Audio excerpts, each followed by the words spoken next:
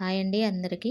ఈ వీడియోలోనైతే ఇలాంటి బ్లౌజులను మిషన్ మీద అంటే మెయిన్ పా మెయిన్ క్లాత్ అలాగే లైనింగ్ క్లాత్ ఏ విధంగా స్టిచ్ చేయాలో ఈ వీడియోలో చూపెడుతున్నాను. కొందరికి గమ్తో అయితే జాయిన్ చేయడం ఇష్టం ఉండదు కదా. అలాగే ఇలాంటి క్లాతులు జారిపోతూ ఉంటాయి. కొంచెం ముడత అనేది వస్తుంది.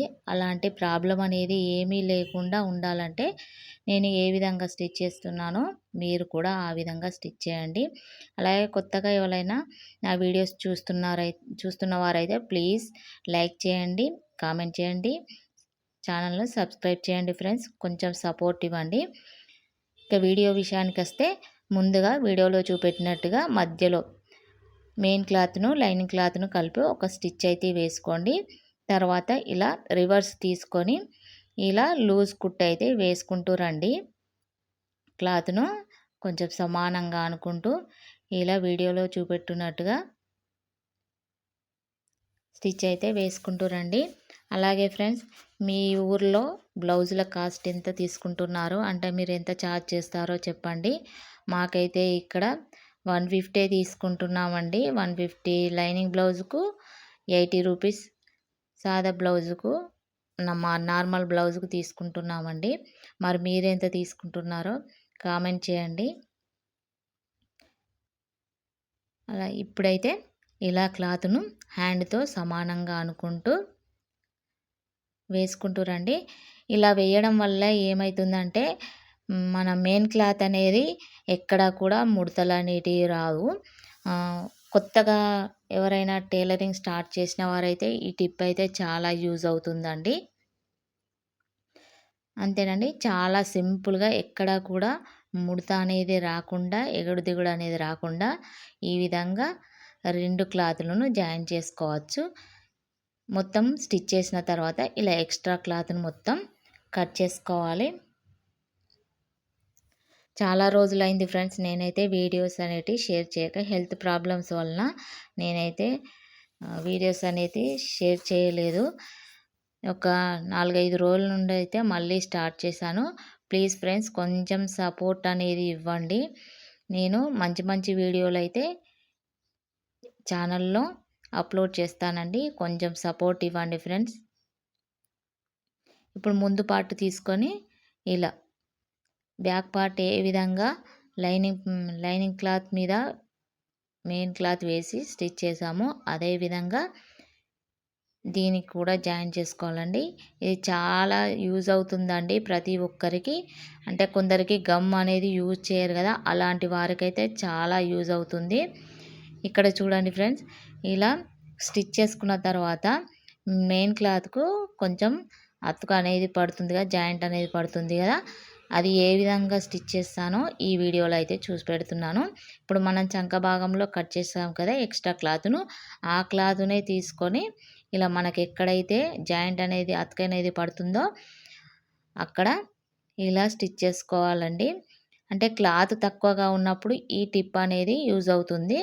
ఇలా ఇలా వేసుకున్న తర్వాత పైనకెళ్ళి క్లాత్ అనేది లేవకుండా చివర్లలో ఒక స్టిచ్ అనేది వేసుకోవాలి. చూసారా, చాలా సింపుల్గా నేను 2 క్లాత్లను జాయిన్ చేశాను.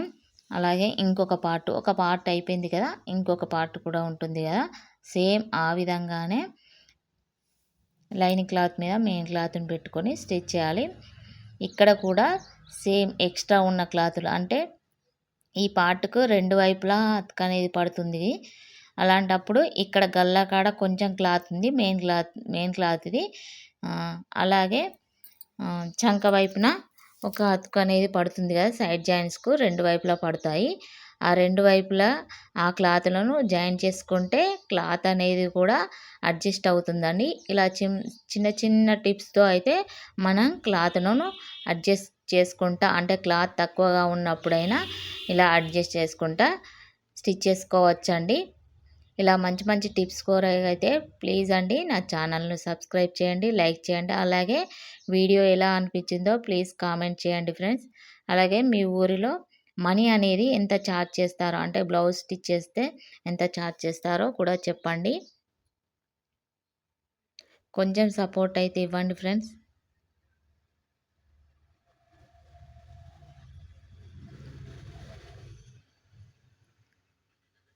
ముందు part back part front part అయిన తర్వాత ఇప్పుడు హ్యాండ్స్ అనేది జాయిన్ చేసుకుంటాము. ఇలా హ్యాండ్స్ లైనింగ్ క్లాత్కి అయితే చంక భాగంలో అతుకులు పడ్డావి.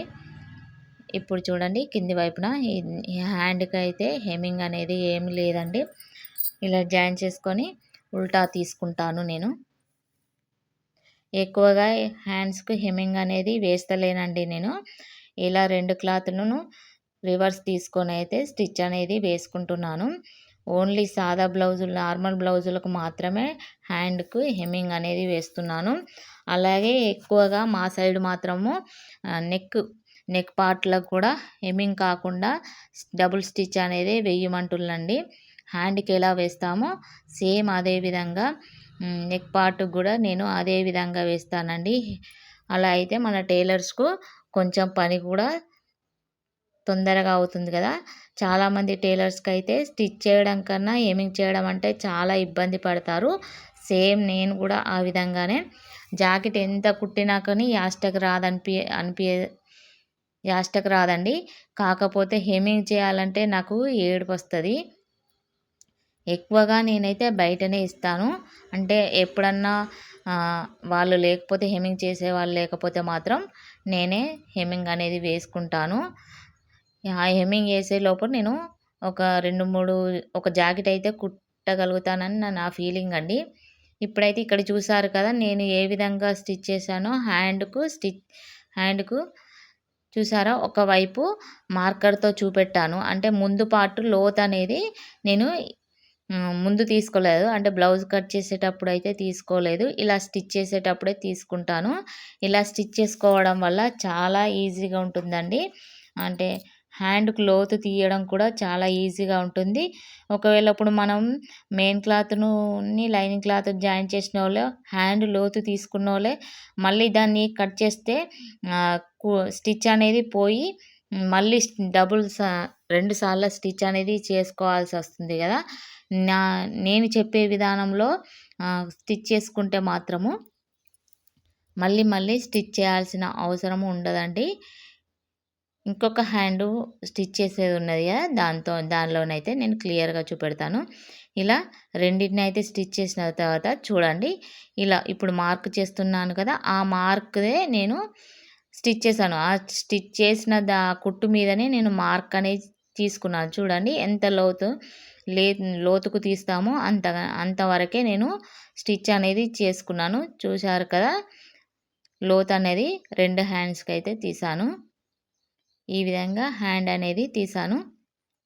హ్యాండ్ లోత్ అనేది తీసానండి. చూడండి ఎంత సింపుల్గా ఉందో. మళ్ళీ ఒక స్టిచ్ అనేది వేయకుండా అవుతుంది కదా.